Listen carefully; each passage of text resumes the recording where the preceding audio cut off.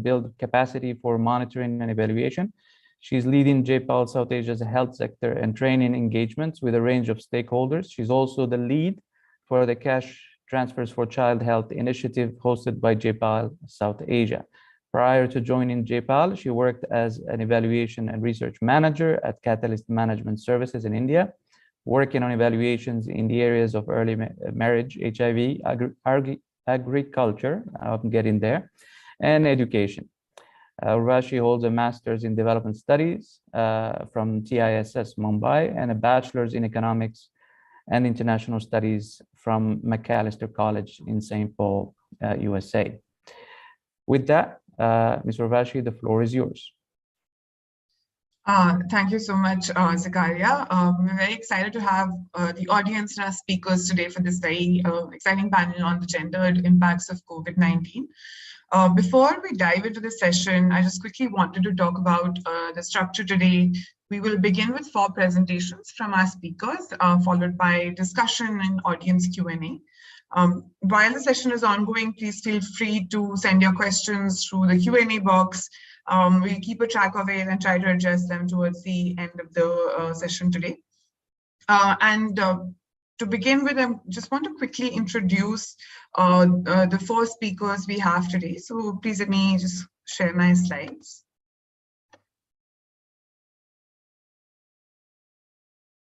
Before I go into the introductions of the 4 speakers, I just quickly wanted to talk about CLEAR South Asia, which is organizing this panel. So CLEAR stands for Center for Learning on Evaluation and Results, and this is a center established under the Global Evaluation Initiative of the World Bank. It's coordinated by World Bank's Independent Evaluation Group, and CLEAR South Asia Center has been hosted by JPAL South Asia at IFMR since 2011. Our mission is to strengthen M&E systems and capacities in the use of evidence, particularly working with governments to build M&E capacity in the region. And we're a partner of GEI. So for today's session, we'll have speakers from across South and Southeast Asia presenting studies and the work that they have done and research they've ddone on the gender impacts of COVID-19. And so I'll begin by quickly just introducing our key speakers today. So our first speaker is Kailat Ammu Sanyal. Ammu is a senior research manager with iWage in India. She's been trained in the fields of anthropology and sociology. And she has extensive experience conducting research for development outcomes across India and the United Kingdom. Her areas of expertise and interest include rural development, collective action, social accountability, urban sociology, and value-based approaches. Ammu has conducted research for the Values and Sustainability Research Group at the University of Brighton, the London International Development Centre, Participatory Research in Asia, INTAC, and UNICEF, amongst others. Our second speaker today is Dr. Pranisa Siono. She is a researcher at the Institute of Economics and Social Research and an assistant professor at the Department of Economics at Universitas Indonesia. Her main focus of research includes economics in health, financial inclusion and digital finance, economic development, and behavioral economics. Our third speaker today is Professor Jennifer Seeger. She's an assistant professor of global health and economics at George Washington University. She's an applied microeconomist with research interests at the intersection of development and health, and will be presenting work on the gender impacts of COVID-19 on education. And finally, our fourth speaker today is Lala Rukh Khan, who's a project manager at the Center of Economic Research in Pakistan. She completed her MA in Demography from University of California, Berkeley on a Fulbright scholarship and has a BSc in Economics from the Lahore University of Management Sciences. Her interests lie in development issues relating to gender and political economy. So with that, I'll stop sharing my screen. And before we begin the session, I just quickly wanted to sort of set the context for why we sort of chose this topic. While the COVID-19 pandemic has been an unprecedented economic and health shock across the world, like any other crisis, the impact of the pandemic have not been uniform. And it's made certain already vulnerable groups, such as women and children, even more vulnerable. There are several challenges that COVID-19 has exacerbated when looking at the issue of gender, whether it's intimate partner violence, barriers to participating in the labor force, and women often having to take on additional unpaid care work at the home through various stages of lockdown across these countries over the last 2 years. At Clear South Asia, and as well as at our partners at the Global Evaluation Initiative, centering gender within evaluations is a key objective of the work we do. Being able to monitor and evaluate the differential impacts of how projects, programs, and policies impact people is critical to ensuring that the evidence we're collecting presents a holistic picture upon which policymakers can make decisions. It's also important to measure the ways in which women's and other vulnerable groups' experiences of development programs and policies differ due to their gender identity. With this in mind, we've organized today's session, bringing together researchers who will be presenting studies that look into evidence on differential impacts of COVID-19 by gender, and on also how some of these outcomes could be addressed utilizing learnings from impact evaluations. So with that, I'll hand it over to our first speaker, Amu, and she can go ahead and share her screen. Thank you, Urvashi, and hello, everyone. Just give me one moment. Is that visible? Yes. Okay. Hello, everyone. And again, I'd like to thank all the organizers of this webinar for inviting me. It's really a pleasure to be part of such an informed discussion about gender and the gendered impacts of COVID. The structure of this presentation is fairly straightforward. I would like to focus more on the key challenges as it's the most rich information that we have got on the challenges that women and girls faced during the pandemic, as well as the fact that the key challenges form the basis for identifying these key challenges have formed the basis moving forward, and the strategies that we recommend to moving forward have come out from the evidence that we have got regarding key challenges that women and girls have faced. I would like to begin with a background of the kind of work the Initiative for What Works to Advance Women and Girls in the Economy, also known as IWAGE, has been involved in during the pandemic. One of IWAGE's largest programs is the Strengthening Women's Institutions for Agency and Empowerment program, also known as SWAYAM. SWAYAM works across 8 districts in 4 states, Madhya Pradesh, Odisha, Jharkhand, and Chhattisgarh in India. SWAYAM exclusively works with women's empowerment collectives, also known as self-help groups in India or SHGs. During the very beginning of the pandemic, we saw evidence that women's collectives were at the forefront of fighting COVID, as well as aiding the recovery plans as the pandemic grew. They were making masks, sanitizers, running community kitchens for those who could not find food, as well as disseminating information in their own villages, but also moving to other villages to disseminate pandemic-related information, whether it be on hand washing, precautions to take, what symptoms to look out for. So these women were really at the forefront of leading the process of starting to fight against COVID, especially in rural India. Yet we also found that they were deeply impacted economically as well as socially by the pandemic. And our motivation to start doing the work that we did really was to tap into the networks that we had. We were already working on the ground and start tapping into these networks to really collect information almost in real time about the impact that the COVID had on these women, as well as the gendered impacts of the pandemic. The presentation collates findings from primary, qualitative, as well as quantitative work that IWAGE itself has done, that IWAGE has done in collaboration with its partners under SWAYAM, as well as partner organizations that have conducted their own research and some secondary information. I would like to start with some of the most prevalent challenges brought out from the data. In our conversation with women, they focused on key areas of concerns. And I'm not going to go into all of them, but these were some of the most key areas that we saw. A major concern was the loss of livelihood and income, especially during the first lockdown in India.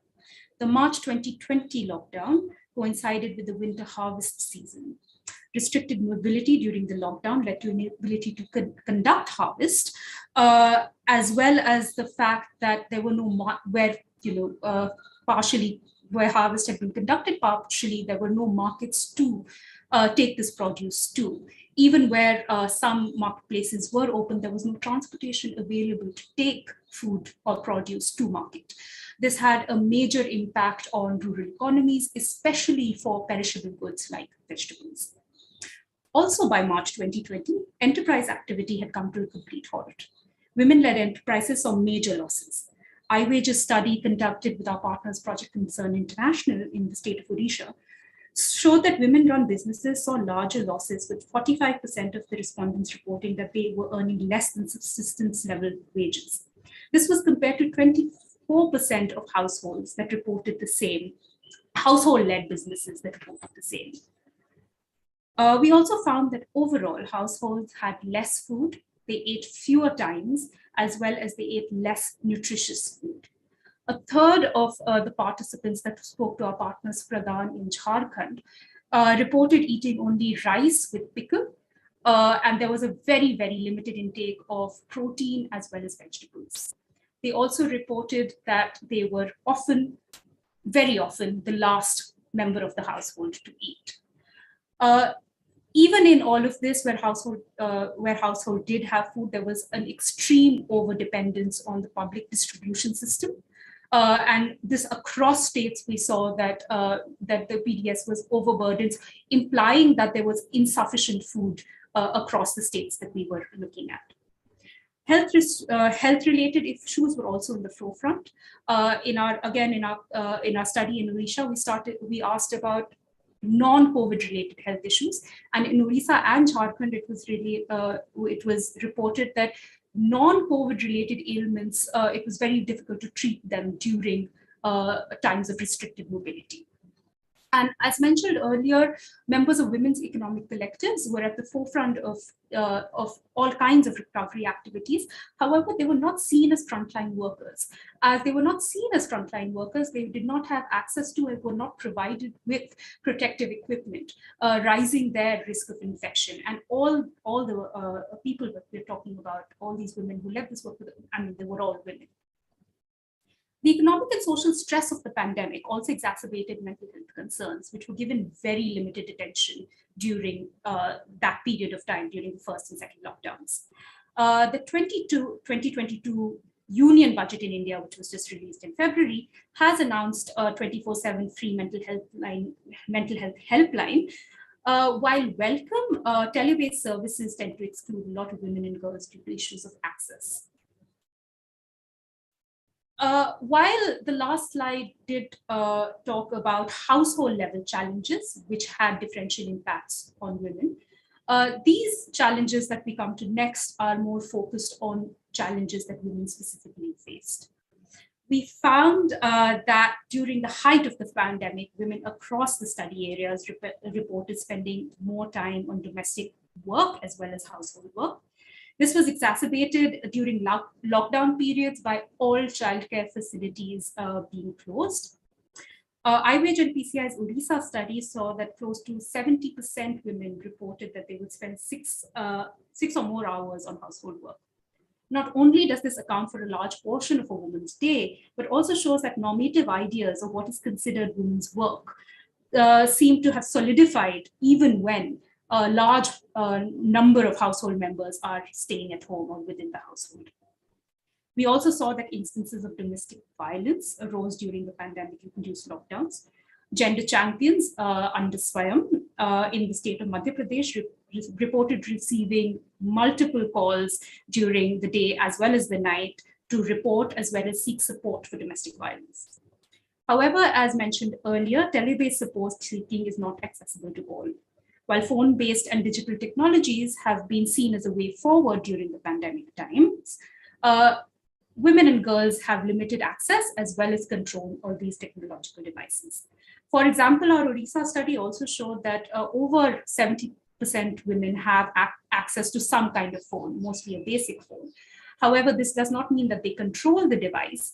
And as research design itself, we were reaching out to women who had phones. A lot of our work during the pandemic was telephone-based.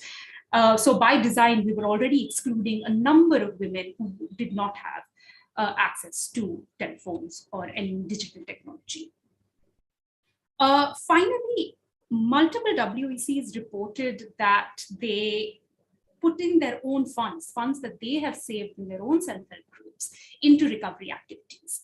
And this is important to study a lot of the full implications of the amount of resources that WECs have put into recovery work is still really to be studied. Understanding the issues that women faced enabled us to provide recommendations that were based on evidence.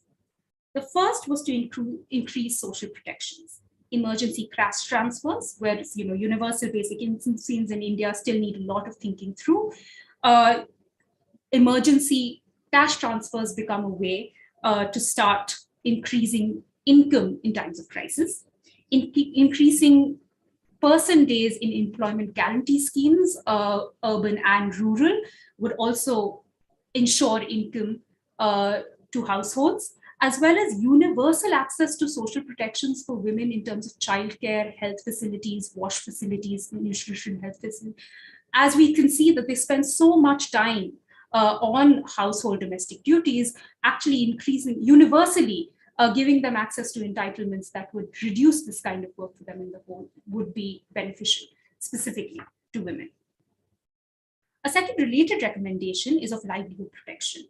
Assured markets for farm and forest produce, guaranteeing a minimum price, extending moratorium periods while economies recover, and incentivizing and recapitalizing women-run businesses would also go a long way in protecting them from financial adversity. Furthermore, we would need a targeted approach to bring women back into the economy. We have seen in iWage's work, not specifically in SPIRM, that a lot of women have fallen out of the formal as well as informal economy during these pandemic years. And targeted approaches specifically for women and girls would be needed to bring them back into the economy. And finally, and probably most importantly, we need to strengthen community resources and institutions. Women's empowerment collectives took up the challenge when we needed them most. They filled the last mile gap. They really were barefoot soldiers who went from village to village, linking rural women to banks, linking them to health facilities, running community kitchens for those who did not have enough food at home. They really were frontline workers, and their efforts in work must be recognized and compensated as workers. All women work in terms of farming or voluntary work that they do must be recognized as work. Additionally, support services should be put in place that can help rural communities in terms of mental health services, services for domestic violence, and these will support WEC members to carry out the work that they are currently doing. The data collected over the last 2 years has clearly shown that the pandemics and pandemics of old have gendered impacts and evince the need for targeted recovery, specifically targeting women and girls. However, systematically collected gender disaggregated data is still limited, and this is a gap that needs to be filled. Thank you very much. Thank you so much, Anu, for sharing the work that iWage has been doing under SPIRM, and also for a really comprehensive presentation on the research that you did during COVID-19. So I'm going to now ask Professor Prani Sustiono to present the work that she has led in Indonesia on gender-based violence and unpaid care work of women. Dr. Prani, please go ahead with your presentation.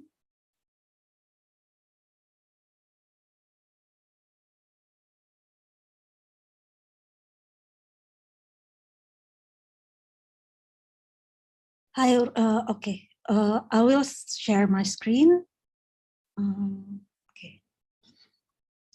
Can you see it now? Yes, we can see your screen, Dr. Prani. Could you also switch on your video? Okay. First, I would like to thank CARE for inviting us to present our study. I'm excited to share our study and to learn from other countries as well. Our study is titled Understanding Gender-Based Violence and Unpaid Care Work in Indonesia During COVID-19. This study looks at whether there are changes. Oh, I haven't started my video, I'm sorry. Yeah, this study looks at whether there are changes in incidents of gender-based violence and time allocated for unpaid care work. What motivates us? One, past research suggests that pandemics can worsen inequality and disproportionately affect women. And there are reports from the National Commission on Violence Against Women that there were increase in intra-household tension, and women are disproportionately burdened with unpaid care work from their partners, and NGO, the National Commission usually gather yearly reports, but there were no surveys and quantitative evidence of this phenomena. So this is one of the motivation for this study. There are 3 research questions for this study. The first is, what is the state of individual welfare, especially women during pandemic? And what are the forms and causes of gender-based violence during the pandemic? And the last one is, what is the average total spend on unpaid care work during the pandemic, and what factors drive that decision? Okay. This study uses online and phone surveys for 18 to 64-year-old individuals. We selected mature adults to make it easier to because there might be ethical problems to ask people who are younger than 18 years old. The online surveys is on 1,000 respondents, and it is launched in October. The survey was launched in October 2020. We use convenience sampling, but we balance for age, region, and gender based on nationally representative surveys. And we also conducted phone interview on 203 respondents in November 2020. We collected responses from 168 female and male from the public recruitment. We also interviewed 35 GBV survivors in collaboration with local NGO Kapal Perempuan. The inclusion criteria for phone interview is age 18 to 64 years old, lives in Indonesia, and married for unpaid care work module, and both married and not married for GBV module. We realized that the questions that we would ask the respondents are sensitive. Therefore, we took extra measures to protect respondents from harm.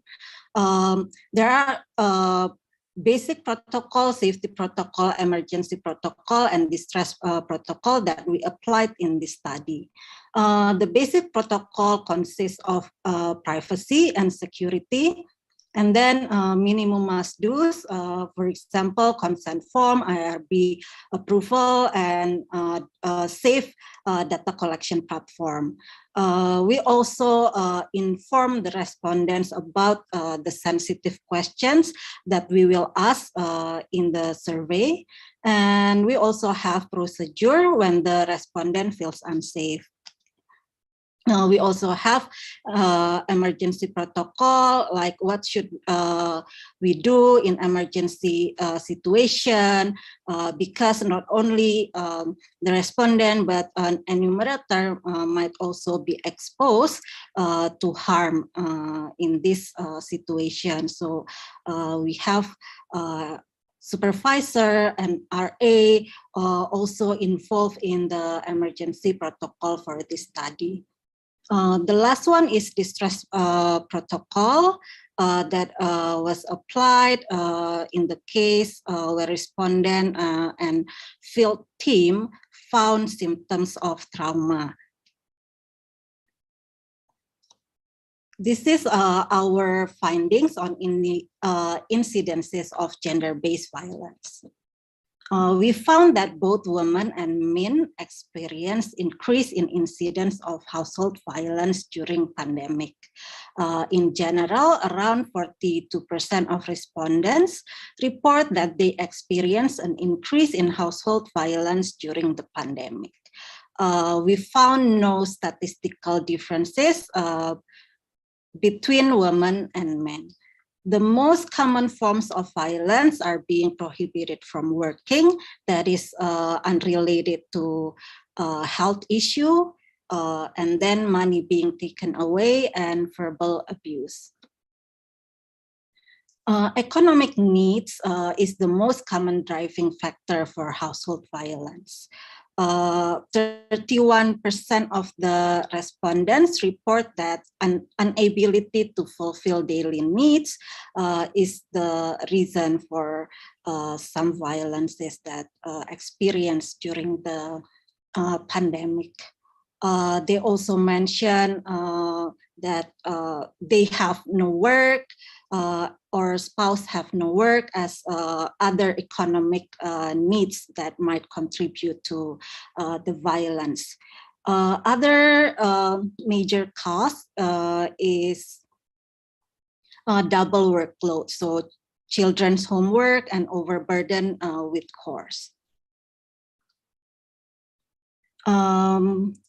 For unpaid care work, we found that women are disproportionately burdened with unpaid care work.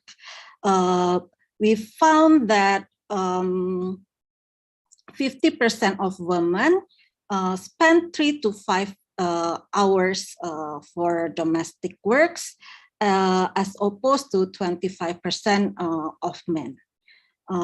And some of the qualitative interview reported that some respondents say that it's a woman role. So she usually takes care of the household and takes care of the home, of the house. And a woman also reported that she accompanied her son from 7 to 12 to noon. And most families still have traditional gender roles. So 52% of men, for example, spent 6 to 8 hours for time allocated for income generating activities, as opposed to 31% of women. We found strong gender norms that might contribute to GBV and disproportionate unpaid care work. This study finds that household violence driven by gender norms still exists. There are still quite high proportion of both women and men that disagree. I'm sorry. A wife has a right to refuse to have sexual intercourse with her husband, while there is also large proportion of women and men that think that violence in the household is better kept secret. Similar result for division of unpaid care works. When women was asked who should do more household chores, 80% of them say that they themselves have to do that, while we as men, only 29% say themselves.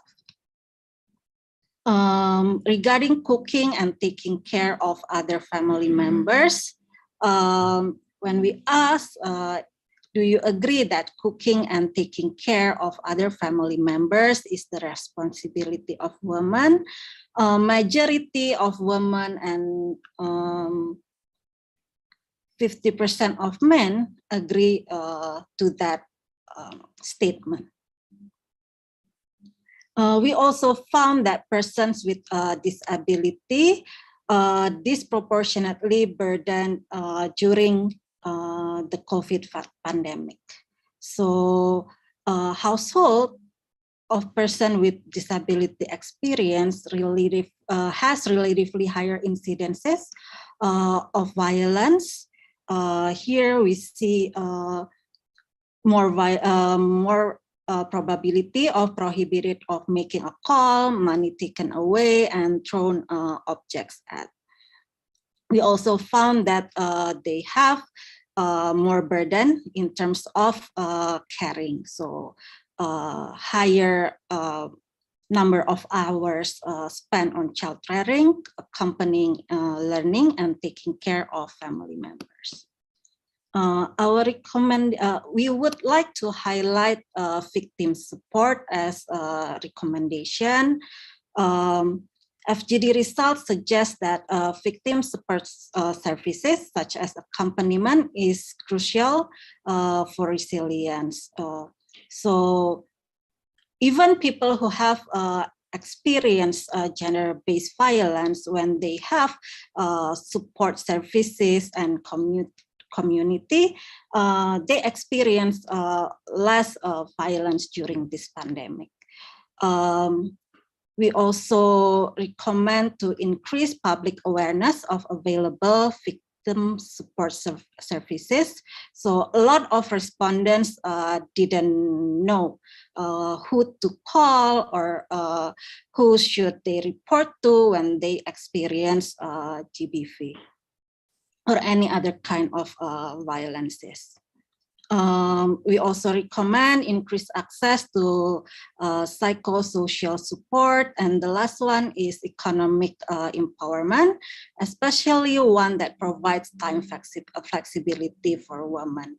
While we see that economic reason is major causes of gender-based violence. Another study in Indonesia also found that this pandemic increases labor force participation. So there are negotiation and communication inside household to negotiate women's role in formal labor force participation and in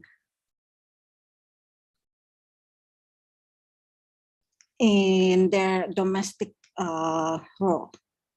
And the last one, to address gender norms, we recommend flexibly incorporating gender sensitivity training and gender norm discussion in primary school curriculum, and to adjust remote learning activities to reduce parental workload.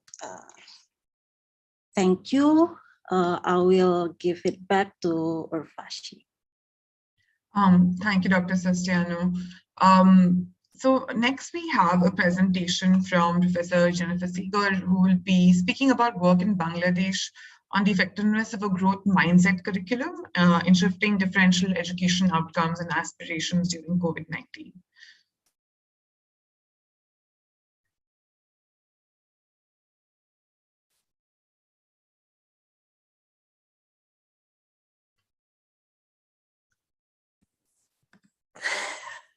Thank you, Urvashi. Can everybody see my screen? Yes, we can. Okay, great.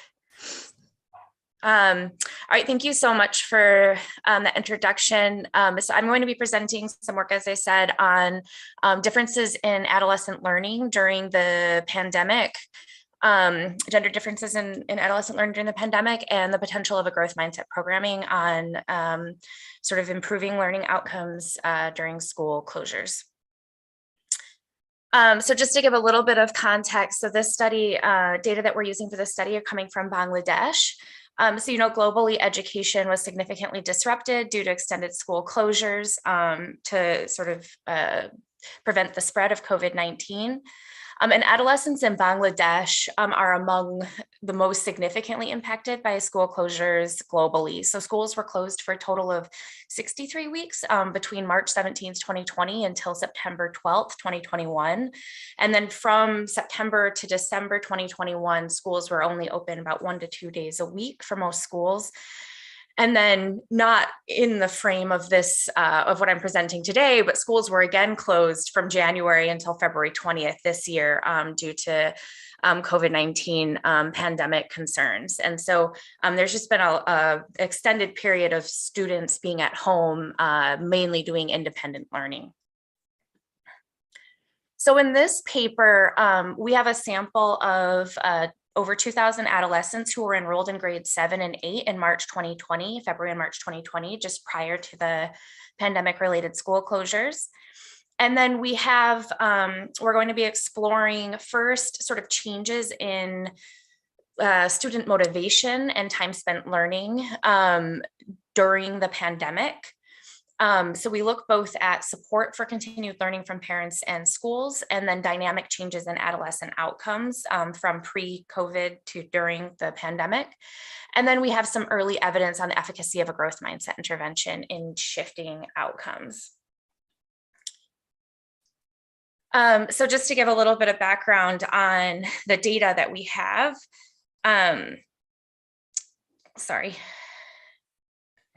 on the data that we have. So we have 3 rounds of data that I'll be using today. So the adolescents were attending grade 7 and 8 in government schools and semi-private schools in Bangladesh in Chittagong and Sylhet divisions. Our first round of data collection was in person across 109 schools in February and March 2020. This was actually a data collection that was disrupted by the school closures. Then we have this data that we're going to be using in the presentation today is from February and March of 2021, which was a phone survey collected with these students. And we were able to follow up with about 87% of the original adolescents. There was an additional round of data collection that took place immediately, sort of early in the pandemic from May to June 2020, also via phone. And at that time, we were able to reach 97% of the adolescents. So the phone penetration in this sample is quite high. 98% of the sample had provided us a phone number. So that wasn't a concern in terms of selection. And then we have an additional round of data collection after this growth mindset intervention was delivered from April to June in 2021 that was also collected via phone. And we were able to reach about 88% of the original respondents.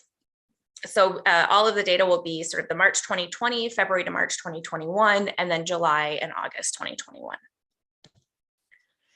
So just to give a little bit of background now on what growth mindset is, because it plays into some of the outcomes that I'm going to be showing early. So growth mindset is basically the belief that personal characteristics related to education, particularly intellectual abilities, can be developed by working hard and practice. And so there's been previous evidence that growth mindset interventions do result in higher motivation and effort and increased test scores in locations where they've been implemented.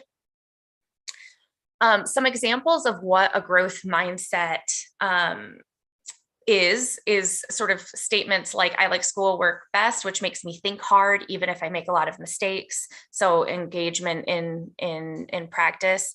You know, no matter how intelligent you are, you can always change it quite a bit. So not being sort of stuck in a fixed mindset, like I'm bad at math and therefore I will never be good at it, right? And so when we talk about the growth mindset outcomes, these are the types of statements that we're talking about. And I'll give a little bit more detail on the intervention itself in a few slides.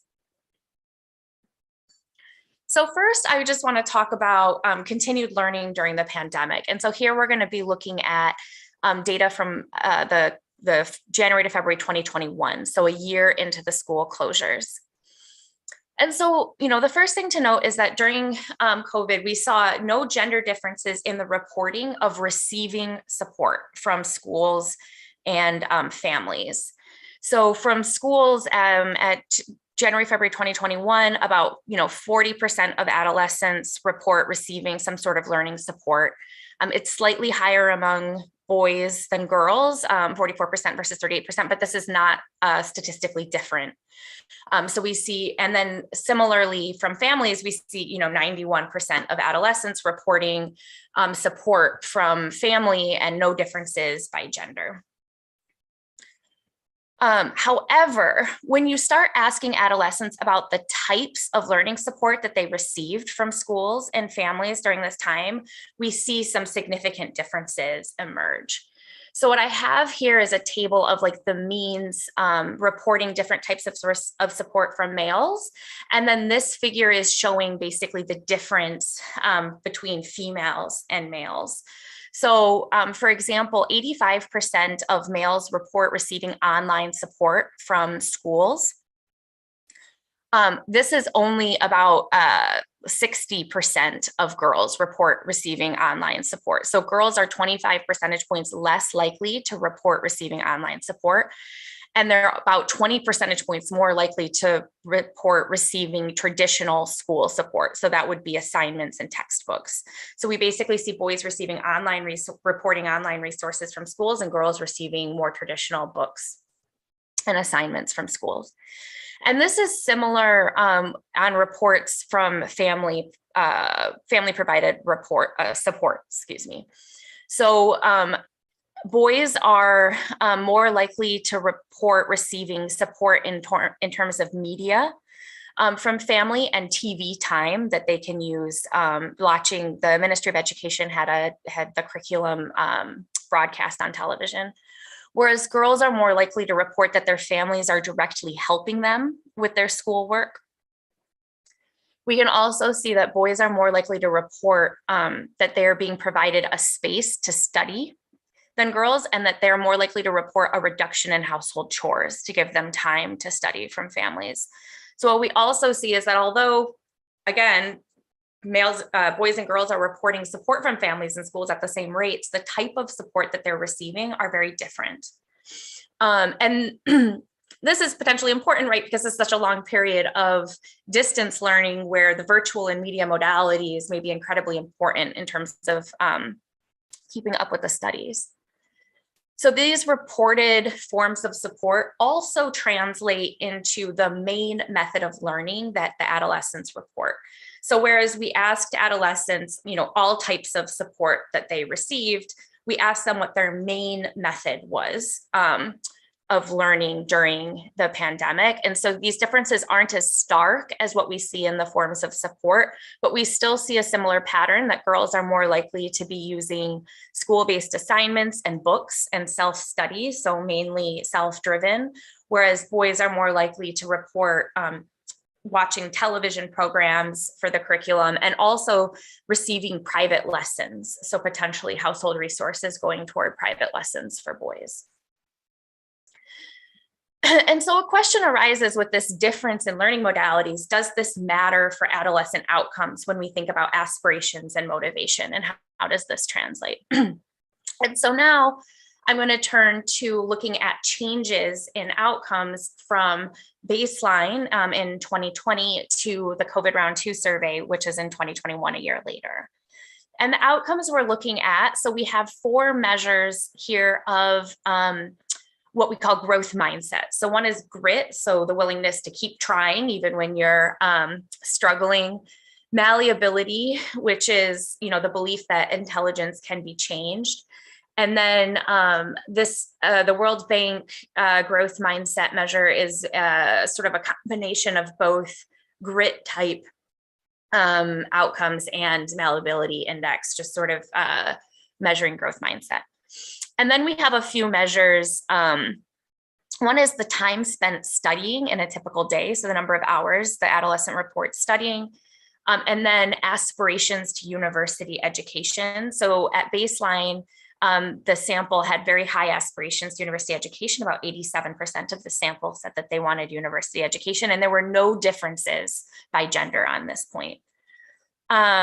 And then we also just look at adolescent having a trusted friend and adolescent currently working as outcomes that could be potentially impacted negatively by the pandemic and social isolation. Okay, so here I have 2 figures that are showing basically this is the impact, this is the difference between COVID-19 outcomes and baseline outcomes over time. And on the left here, I have sort of the growth mindset outcomes and the time spent studying.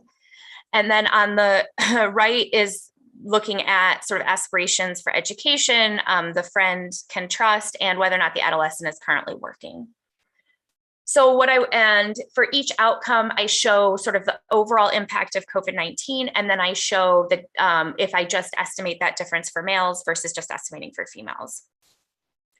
So what I want to sort of raise attention to here is that in terms of malleability of sort of the malleability belief, so that intelligent can be adjusted, we see larger negative impacts of the pandemic on females compared to males. We also see much larger reductions in university aspirations for females compared to males. So at COVID round 2, about 80% of males continued to aspire for university educations, and this had dropped to 70% among girls.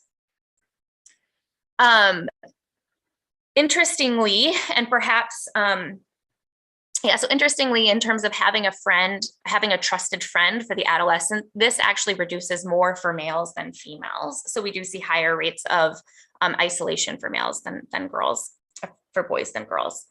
And then in terms of time spent studying, the impacts are similar across gender. So both see reductions in time spent studying. Okay, so what can be done about this? So now I'd like to quickly sort of present some early findings from a growth mindset intervention. Sorry for the slide clicking. So just to explain a little bit what we did for this growth mindset intervention. So we had 109 schools in our sample, and we randomly selected 73 of these schools to receive a growth mindset intervention. And what did we do? We grouped students into groups of 3 by gender and by grade and by school. So like 3 girls in grade 7 from the same school were grouped into a single group. And these were the schools they were attending in February, March, 2020. And we engaged them in sort of a group phone call activities that lasted over 8 weeks. So in the first week, they were read sort of an essay, did you know you can grow your intelligence, and had a discussion. In week 2, they wrote a letter to a friend, basically relaying what they had learned about malleable intelligence. And then in weeks 3 through 8, they received text messages with true false statements related to growth mindset, with a final sort of group discussion wrap up in week 8 on this topic. And then they received a certificate of completion at the end of 8 weeks. And so about 80% of the students from baseline ultimately consented and received text messages through the duration of the program. So for time, I'm just going to kind of go over this. So what did this program do? So here I'm showing similar figures as we were looking at previously, but now this is sort of the difference between participating in growth mindset versus not participating in growth mindset. And what we see is that the growth mindset intervention, significantly increased adolescents' growth mindset and malleability beliefs and grit. And it increased aspirations for university education. But one thing to note here is that all of these sort of improvements that we see from growth mindset are common again across genders.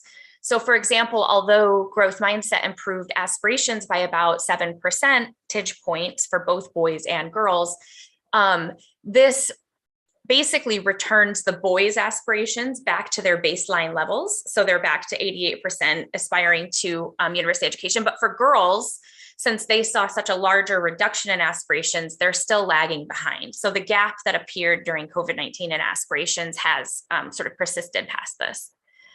And the other thing to point here is that the growth mindset intervention seems to have increased the amount of time boys spend studying, which is great, but it has no impact for girls. And so we also see that perhaps sort of a difference in outcomes here between boys and girls.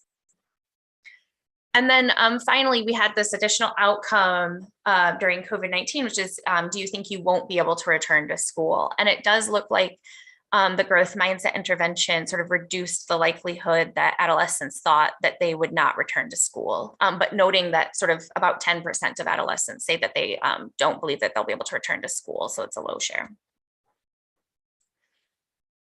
So just to sort of wrap up, and I know this is like a very quick overview, but basically, although boys and girls report same support from school at similar rates, the types of support that they're receiving are different in ways that could have real impacts on learning during the pandemic. Girls have disproportionately falling motivation and aspirations for education and career, and they're more likely to think that they can't return to school during COVID.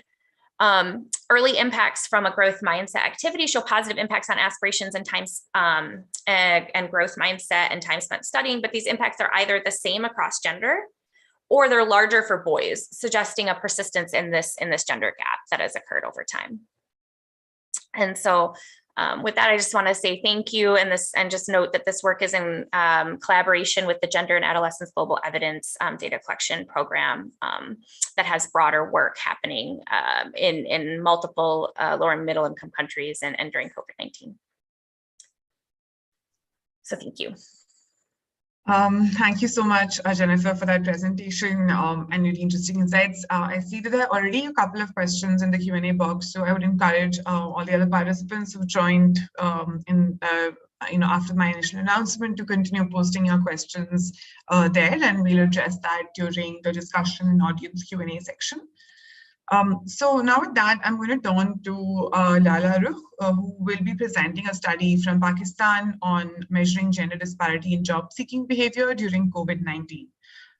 Over to you. Thank you so much. Let me just quickly share my screen.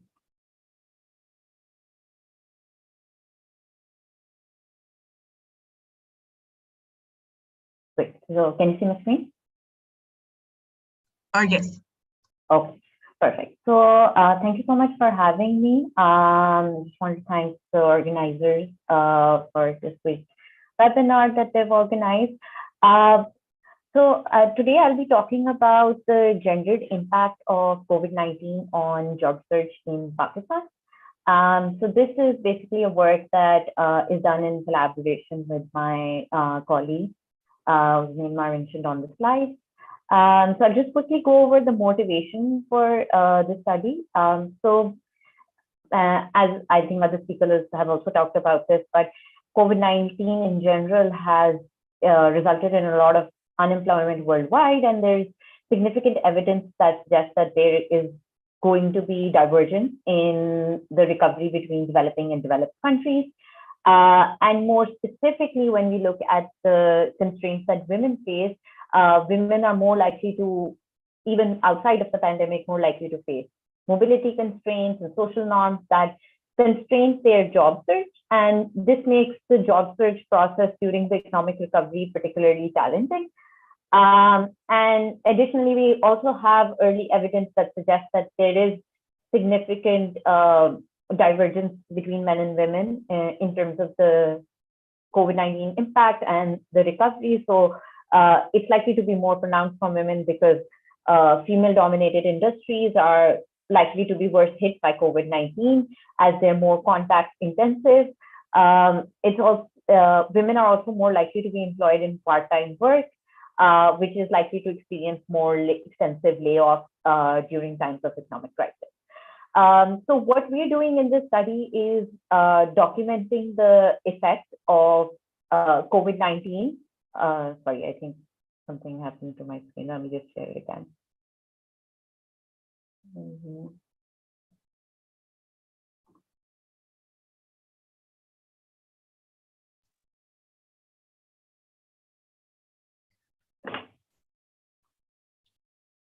We can see the screen now. Okay, perfect. What I'm doing in this presentation is documenting the effect of COVID-19 on job search using data from our in-house job matching platform. I'll be talking about first giving a background about the platform itself. So the platform is called Job Talash, and just a brief background on the platform itself. It's a phone-based job matching platform that's run in-house by our team at SERP. The sample for this platform was recruited through a representative survey of households and firms. Currently, we have around 10,000 job seekers enrolled on the platform, and we have around 1,400 firms enrolled on the platform.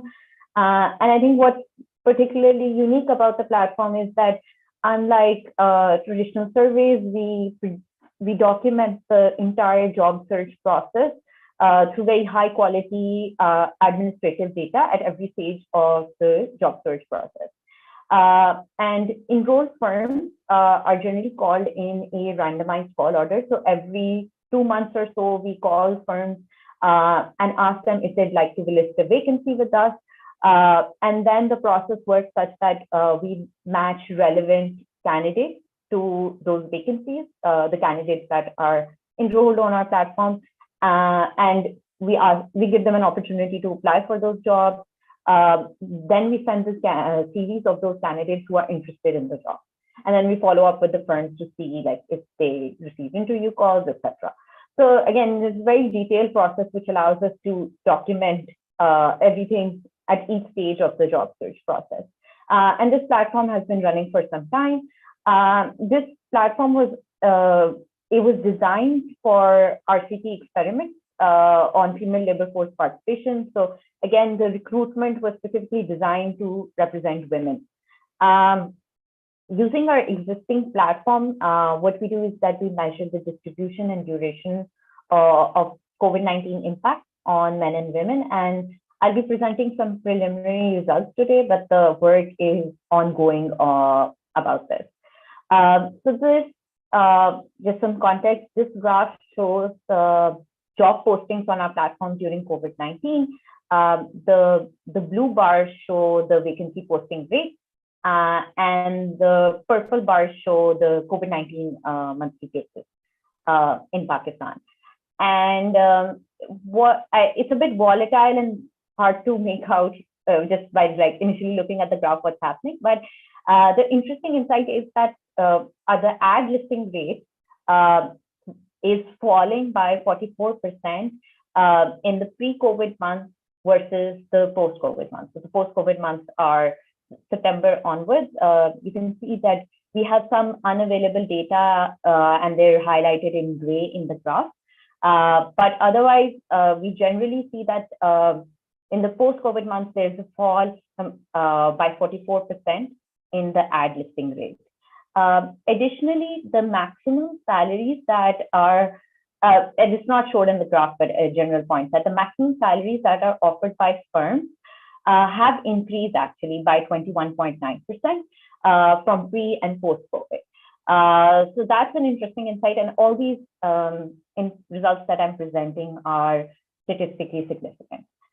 So the next, we're also looking at, the first slide was looking at the employer side, but on the job seeker end, we see that job search is also falling for all job seekers. So this graph shows the male and female application rate on our platform. Again, the gray highlighted areas are where we don't have any data available. And generally, overall, what we see is that the application rate has decreased by 41% post-COVID compared to pre-COVID. And overall, the trend in this graph, as you can see, is that application rates pre-COVID were higher for men. They started to fall for both men and women during COVID, and then they converged at a much lower point in 2021. So the application rates continuously fall during COVID-19. So in addition to this, I'll talk more about this towards the end of the presentation as well, but just want to quickly go over that in addition to on-platform job search, we also measure off-platform job search. So we ask the candidates who are enrolled on our platform about their off-platform search and work behavior. So what we find up till now is that off-platform search has fallen during COVID by 10%. And this is 10% between September 2020 to January 2021 and the post January 2021 one. So we see that the overall off-platform search has fallen. There's also declining search behavior for both males and females. I haven't presented the results because when we broke it down by gender, it was statistically insignificant. But I think the overall message was really clear from our data that overall off-platform search is falling.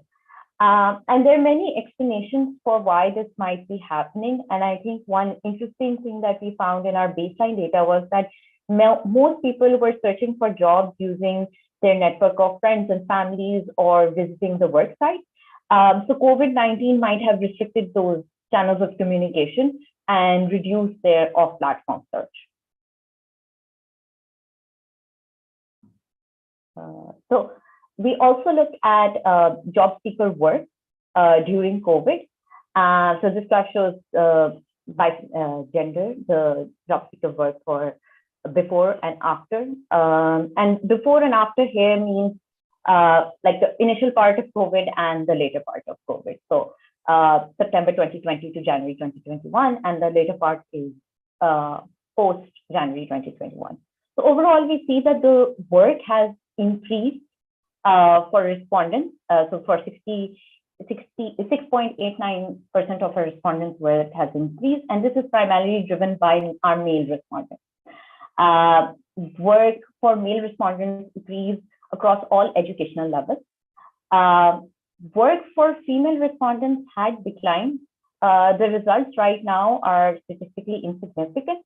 But again, I think the overwhelming message that we're getting from here is that work seems to be increasing for men, and that's statistically significant, but it's not picking up for women at the same rate. So yeah, that's the overall message I'd like to give from this slide. So just quickly want to wrap up everything and talk more about the work we're doing. And again, this is an ongoing work. It's presented some preliminary results from this. So overall, we find evidence that there is declining job search, particularly for women who have not seen a rise in work as COVID-19 progress. So less signs of recovery for women, more signs of recovery for men. And again, there's ongoing work on which uses data from our platform to see how lockdowns that happen. So in Pakistan, there were two kinds of lockdowns. There were the nationwide, very strict lockdowns, and then there were what they call smart lockdowns, which were more targeted lockdowns in specific areas of high cases. So we're looking at how strict and smart lockdowns affected the rate at which jobs were being listed on the platform, and the rate at which job seekers were applying for those jobs, and its long-term implications in terms of discouraging workers in applying. So both the short-term and the long-term impact. And in general, on the platform, we have a number of randomized control trials, experiments that explore how mobility and information restriction constraints can be alleviated for job seekers. And in all of these interventions, gender plays a very significant role. We have some very interesting findings about mobility and offering safe transport for women, safe women-only transport, how that affects their job search behavior. So again, we'll be looking at a gender for all of these interventions, and we'll continue looking at how COVID-19 is impacting job search and their access to employment. So yeah, I'll stop here, and I think we can continue the discussion in the question and answer session. Great, thank you so much, Rana, for that presentation. I think it was really interesting to see that, across all the 4 presentations, there was several common themes and sort of underlying reasons for why we see some of these different impacts, right? Whether it is sort of social norms or mobility, awareness, access constraints, whether it's regarding jobs or sort of, access to learning supports, etc. And it's also interesting to see sort of across all the presentations how sometimes social norms lead to sort of additional burdens being placed on women, which affect their outcomes across all of these spaces.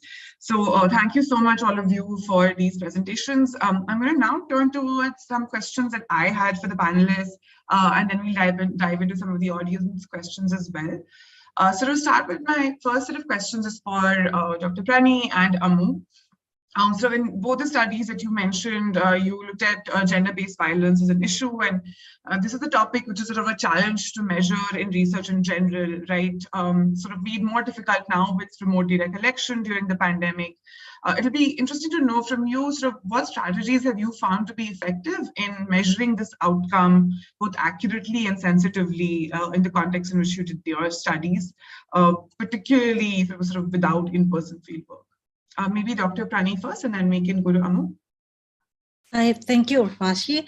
So in our study, we found that the answer of respondent is very sensitive on how we are asking the question in the questionnaire. So when we did bench testing and asked whether they experience some violences, and when we use the words violence, it doesn't really reflect what happened. So what we did is asking whether you have experienced this kind of situation. For example, not allowed to work unrelated to health, or being slapped, or had their money taken. So that direct question is better to get an accurate answer. And because, this is a sensitive topic, especially in Indonesia. So in our consent form, we already inform what kind of questions we will ask in the surveys in general. And then we also warn them that maybe there are some questions that are sensitive, and they're allowed not to answer those questions and to quit the survey. And we also have some protocols, as I mentioned before. So we have some cooperation with helpline that we will call when the respondent give us permission to call for them. So there is some issue there on data safety, and also in dangers to our respondent and our enumerator. So we have to balance that in our study to get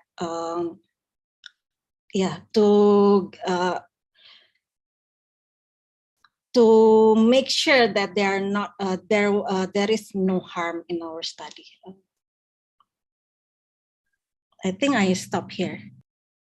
Thank you, Dr. Prani. And I think the other thing that I thought was really interesting in your presentation is also sort of the protocols you had in place in terms of the safety of your respondents and sort of also connecting them to services. I think a very crucial part of doing sort of this kind of research ethically. Amu, do you want to go next? Thank you, Urvashi. Honestly, we took a programmatic decision when we started doing our phone surveys to not ask about gender-based violence or intimate partner violence. We felt that in the context we were working in, the kind of privacy that women have, whatever we ask them, however we ask it to them, we would not be able to protect them if certain things happen. We were remote, we were sitting in Delhi, we were talking to women in villages. So programmatically, when we did our phone surveys, we decided to not ask about violence. Where our violence data comes from is the in-depth interviews and the FGDs that we did with our gender champions. So Swayam trains community women to go out and interact with, give gender trainings, give gender sensitization trainings, and they also staff something called the gender resource centers. Therefore, they have the kind of resources they need to help women, plus they are located locally. They are within villages. So the information that we collected, or the data that we collected on violence, was from the interviews that we did with our gender champions, not with women or survivors. However, in our the surveys that we did conduct, we were asking about gender division of labor. We were asking about different types of gendered behaviors and norms that could also lead to violence. And in that, as Dr. Prani was saying, we were of course, consent forms, knowing very well what they're talking about, all of that, but also because we had these institutions set up before the pandemics actually started. In all 4 areas where we were talking to women, we did have gender resource centers present, and we did have trained women present.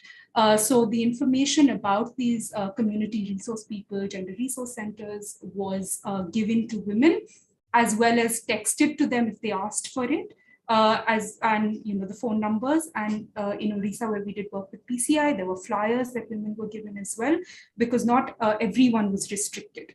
So strategically, we decided not to ask about violence because we just didn't think we could protect people if something happened. Thank you so much, Amu, for that response. I'm going to move on to my second question, which is for Jennifer and Lalaruk. So both of your COVID-19 projects are built on existing work that you were doing in education and in labor markets. What recommendations would you have for researchers who are setting up projects so that they can capture differential effects by gender and sort of make gender more salient lens in the work that they're doing? Maybe Jennifer and then Lalaruk. Sure, thank you.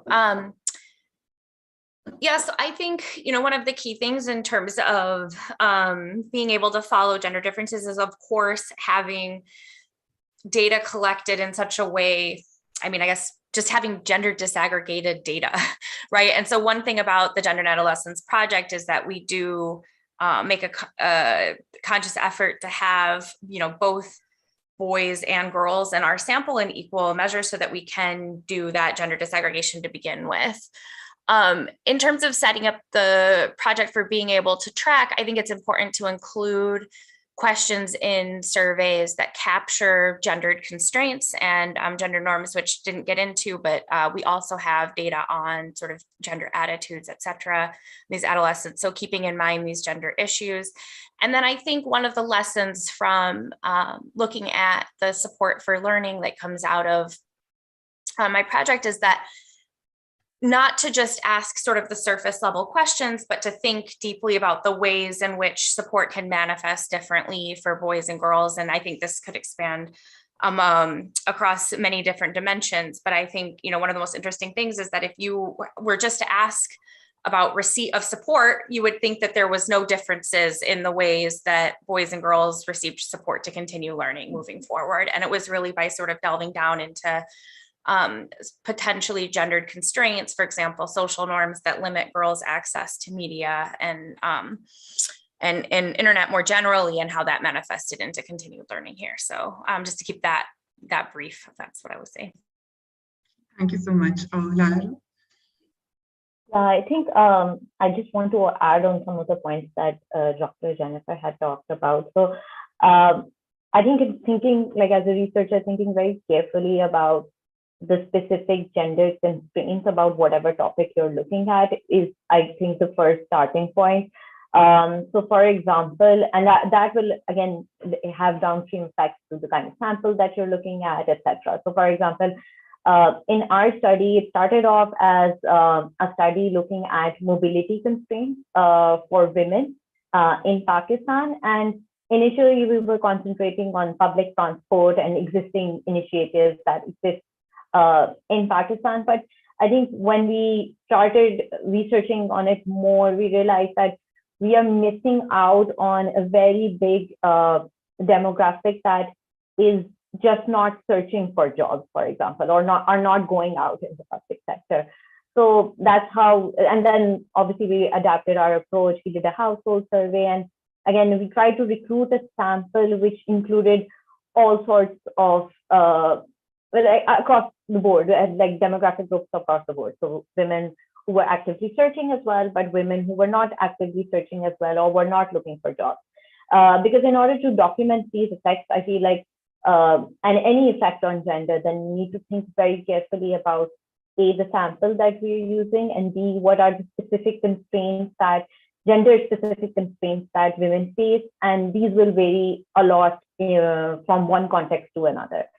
So I think that in order to make sure that you're not excluding any major group within women, or in order to like have a more expansive view of the kind of constraints women face, I feel like thinking more deeply about these kinds of constraints, and then thinking very carefully about the sample that you have, and if there's appropriate representation of women within that sample, as Dr. Jennifer mentioned, like in order to be able to disaggregate, you need to make sure that you have significant representation of women within your sample. So I think those are probably, that would be my advice for any sort of researchers who are looking for like, or are trying to study gender more carefully.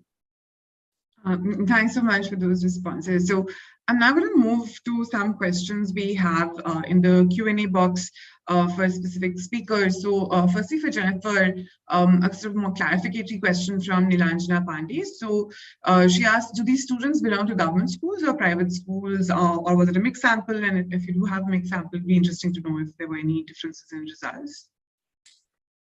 Yeah, so we do have a mixed sample. So we have government schools, and then we have a random sample of the semi-private monthly pay order or MPO schools. And so those are like private schools, but they follow the government curriculum, and payments to teachers still come through sort of the government funding.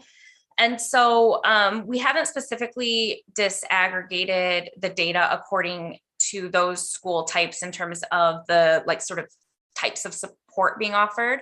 But one thing I sort of glossed over on the first slide in terms of support is that so while like 40% of students reported receiving support from their school, this was actually much higher from students attending government schools than the MPO schools. So about 50% of adolescents at the government schools reported receiving some sort of support versus like 36% at MPO schools. So there is definitely variation in the amount of support offered from the schools as you disaggregate by government MPO, and potentially differences in the types of support offered, but I don't have those numbers offhand. Thanks so much. So I think there's a question from Naira Tasneem about which age group is the most adversely impacted by COVID-19 in terms of labor force participation in South Asia. So maybe Lara, you can take this question first, and maybe even Amu can add to that in case there's something from the India work. Yeah, I think so. In our work, we saw that generally across the board, job search was falling for all age groups, except for one interesting age group, and these were women in the 40 to 60 age group that experienced greater job search, not greater work. Work did decline for them, but that was, I think, an interesting insight for us that, and something like I'm not 100% sure why that's happening. Probably something we need to look in greater detail about why women in that age group might be searching more for jobs. But I think maybe childcare responsibilities are a bit different for younger women versus women who are older or who might have more space to look for jobs. That could be one reason. But I think across the board, we saw that job search overall, across all our age groups, men and women, job search was falling. This one interesting age group, I think, in our data that we saw, they experienced a rise in job search, but not by a huge amount, but still, I think it was noteworthy. I couldn't have a specific answer in terms of age group. And I think in India, we've been seeing over the last 5 to 7 years that female labor force participation has been dropping. It hasn't only been in the last 2 pandemic years. This is something that IWage itself, not specifically my team, but IWage has been looking at, and maybe I can link some of their work, maybe send it to you, Vishy, if people are interested. from our own work, because we work with Women's Empowerment Collective, these are already extremely poor women. They are working. They can't afford not to work. Either they're farmers, their work is, a lot of the time their work is not recognized. The kind of productive work they do is not recognized, but they are definitely working. They're not always recognized in the formal labor force, but they don't have the opportunity, or not opportunity, but they don't have the luxury to work. But I really wouldn't know in terms of age group as much. Thanks so much, Amo, for that answer. And actually, just a quick follow-up question to you, Lala. I was curious to find out whether there's a specific sectors or types of firms that sort of women are seeking jobs in versus men. Is there anything from sort of the research during COVID or before COVID that you could comment on that from? No, definitely. There are very strong patterns when it comes to industries and the kind of jobs that women seek. So, for example, like education, jobs related to education are more likely to be female dominated. Employers are more likely to also prefer hire for those jobs, and women also prefer those kinds of jobs. So we do see a lot of segregation by gender when it comes to industry. So obviously certain jobs that women would consider appropriate for themselves. So that segregation definitely exists. And I think one interesting insight that we're looking further into this, I don't think that 100% clear on that. We probably need more data, but female-dominated industries did experience a drop in ads post-COVID. So as I mentioned at the start of the presentation, there is a lot of evidence that is emerging that female-dominated industries are more likely to be affected by COVID-19. And I think we are seeing similar patterns on our platform as well, with jobs for female-dominated industries generally starting to fall. I hope that answers your question. Yes, absolutely. Actually, there's another question for you in the Q&A box, so just wanted to bring that up as well. So Atiya Anis mentions that, as mentioned, work for female labor force in Pakistan declined, but was insignificant. Can you elaborate if the study was with regard to any particular sector, or was it an overall response? Also, if data was also collected about preference for work from home versus remote working jobs during COVID? Yeah, that's a good question. So on the first part of the question, this was an overall response. This was not restricted by any sector or industry. On the second question, so not specifically, we didn't look specifically at remote jobs, but one interesting thing that we were looking at was exposure at the job. So like high exposure jobs where you interact with a lot of people, or there's high frequency of interaction versus low exposure jobs. And what we saw was that over the course of the pandemic, there was a decline in application rates for both kinds of jobs. But for high exposure jobs, the decline started to, the decline was not that much. So I guess what the overall pattern that we were seeing was that maybe over time, exposure became less of a concern for people with probably higher vaccinations, or COVID becoming less of a concern generally for people. So maybe that exposure was becoming less important as COVID progressed. But again, I just want to qualify that we give information about exposure to candidates when they ask for it. So if candidates did not ask about these things, we did not provide them that information. So I would be a bit skeptical in looking too much into this result, because not everyone had this information when they were applying, whether this job was like high exposure or low exposure. But generally, we do see that over time, the rates start to improve for high exposure jobs. So I guess probably it starts to become less of a concern for candidates. Okay, thanks so much. I think, I guess any of the speakers can look into this. So Jyoti Joshi asked whether, other than Indonesia, did any researchers cover other vulnerabilities such as disability or gender identity in their research when looking at differential impacts? I don't know if... I can maybe jump in. So for this, for the particular study that I presented data on was focused on sort of an in-school sample. And so we do have information on disability, but it wasn't necessarily a focus of that particular sample. But GAGE as a whole has a particular interest in understanding intersecting vulnerabilities. And so an effort is made across different country contexts and in Bangladesh and other samples to focus on a sample of married adolescents. So adolescents facing early marriage, adolescent with disability, and then also adolescents facing displacement are the three main additional vulnerabilities that are explored in GAGE. So in Bangladesh, we have samples of adolescents in living in slums around Dhaka, and then we also have an additional sample of adolescents living in Cox's Bazar.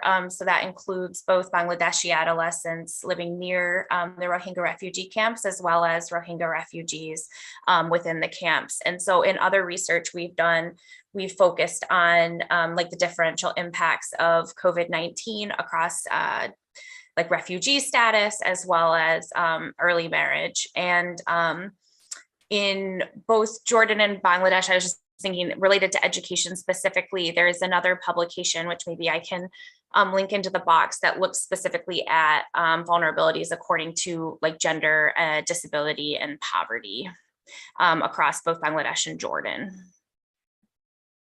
Thank you so much.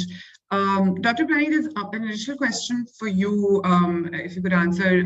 So did technology solutions help or hinder reporting of violence against women and children? I don't know if you'll be able to comment on this based on your work in Indonesia. We have no evidence on technology effect on gender violence, but there is another study in Indonesia that looks at the effect of technology on violence in general, and they do affect violence. There are more violence where ICT penetration is higher. So, but I don't have any evidence on the gender impact of technology. Oh, okay, got it. Thank you so much. So, we're sort of about 3 minutes away from closing the session. So, just wanted to ask a final question to all the panelists. If you could just keep your comment maybe to like just stick to 1 or 2 key points. So, if you could all make a call for action from the platform of today's session based on your research findings, what would your key message be? Maybe we can start with Dr. Pranay. Okay, so I think based on our study, COVID has increased violence and also increased the burden of unpaid care work disproportionately on women, and there is need of policy to decrease this disproportion. One is economic intervention, of course, like during the pandemic, digital finance has a lot potential to help women to get to work with flexibility in time, and also support groups is needed. But during COVID in Indonesia, there are a lot of those organizations that were closed, and the fund is reallocated for health. So I think it needs attention. Urvashi, I'll stop here.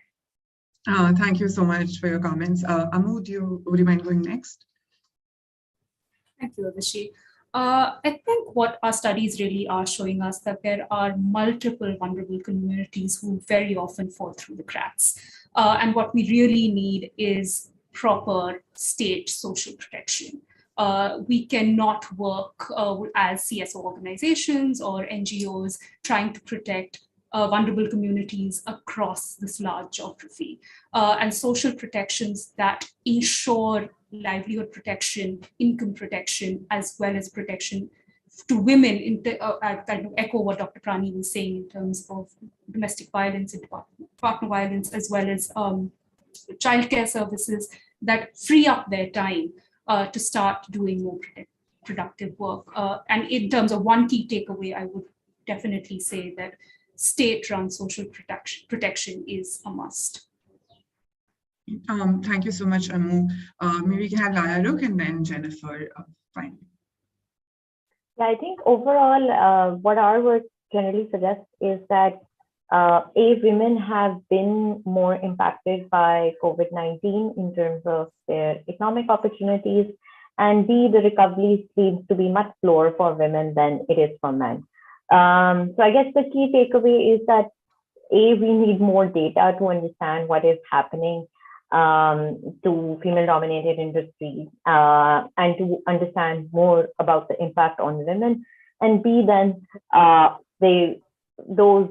data can inform targeted policies that can help relieve these constraints and can help speed up the recovery for women from COVID-19.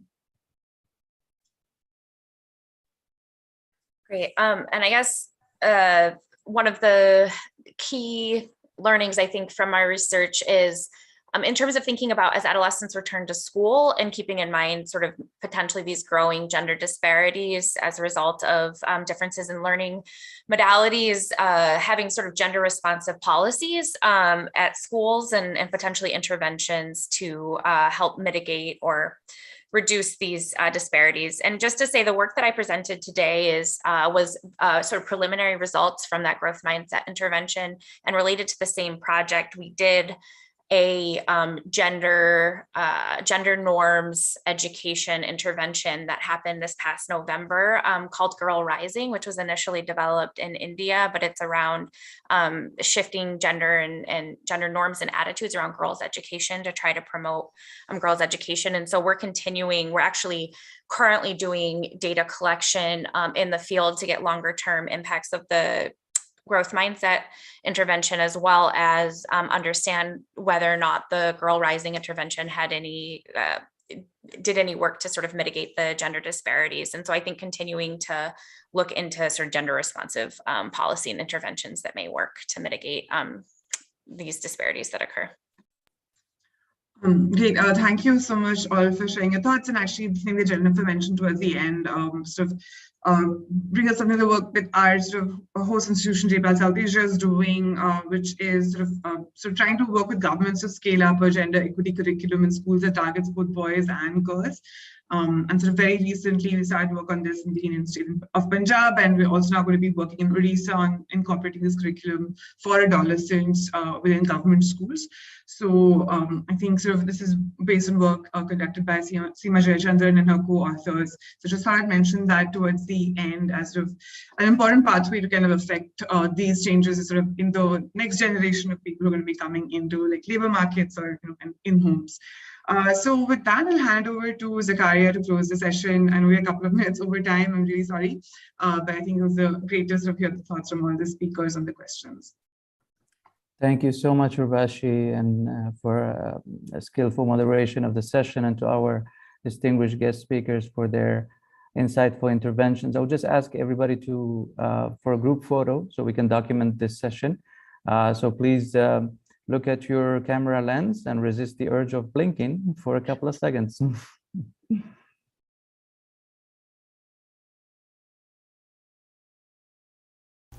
Thank you. Wonderful. Thank you. Thank you again for your contributions. We can adjourn the session. I'll just call our audiences that we have one last session today from the Global Evaluation Initiative on providing inputs during times of crisis. It starts about 2 hours from now at 4:30 Jeddah time. Thanks again to you all. We're adjourned. Thank you. Thank you very much. Thank you. Thank you.